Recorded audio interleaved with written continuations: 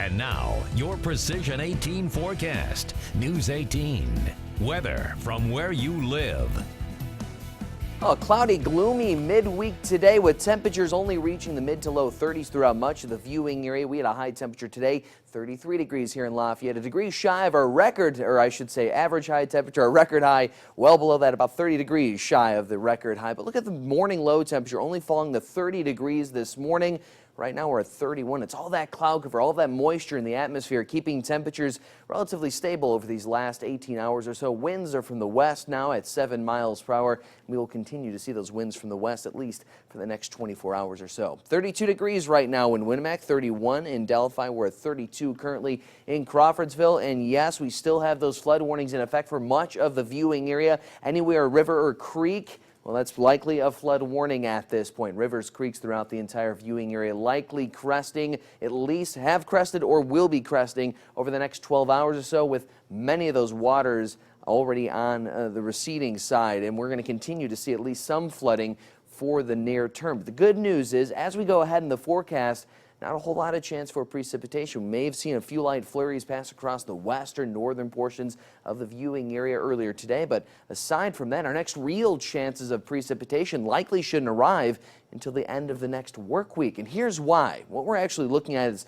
a lot of cloud cover here at home, but off to the west of us, higher pressure, one across the Great Plains, another one centralized over the northwestern United States. Those two aren't going to move a whole lot over the next few days. Eventually, they'll merge and push their way across the Great Plains, extending their influence over parts of the Great Plains in the Midwest, eventually clearing out things here at home. But for now, we still have this pesky ground of low pressure just northeast of the Great Lakes that's keeping all of this cloud cover, all of this moisture over us for now. And that's going to help keep conditions relatively cool for this time of the year going ahead. At least forward to the overnight hours, we're looking at mainly cloudy skies. Temperatures don't fall too low. We should dip into the upper 20s throughout much of the viewing area. In fact, our snapshot forecast, a gorgeous image here from Dennis Craig. Our backdrop this evening, 31 degrees by 7 p.m., remaining relatively stable, falling off to 28 by midnight, which, believe it or not, will be your overnight low temperature. 28 degrees in West Lafayette. We fall to 26 Remington, 27 degrees in Crawfordsville overnight tonight into early tomorrow. We kick off your day tomorrow under mainly cloudy skies. New Year's Eve, a dry day, but a cool one to say the least. A lot of cloud cover throughout the day, but as we do begin to ring in the new year, about 10 p.m., things begin to clear out.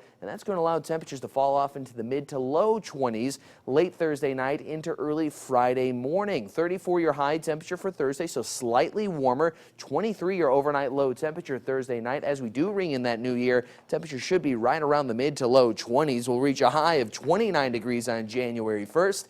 Then things begin to clear up. We're looking at some partly cloudy skies on Friday, Saturday, mostly sunny. Same goes for Sunday. A little bit cooler on Monday, kicking off the next work week. 32 your high temperature that day. Tuesday up to 36. About a high temperature 39 with increasing cloud cover next Thursday. Our next real chance of rainfall, at least the forecast models have for now, not until next Friday. So at least we get a nice dry period here to let some of those waters recede. Unfortunately, it is a little bit cooler than we'd like to see. A lot of sunshine on that 7-day, too. Especially, I like that. yeah, especially for that latter part. That high pressure really moves in and sticks around the Midwest, and that's going to keep things dry for at least the better part of next week. Okay, thanks, Kim. Yeah.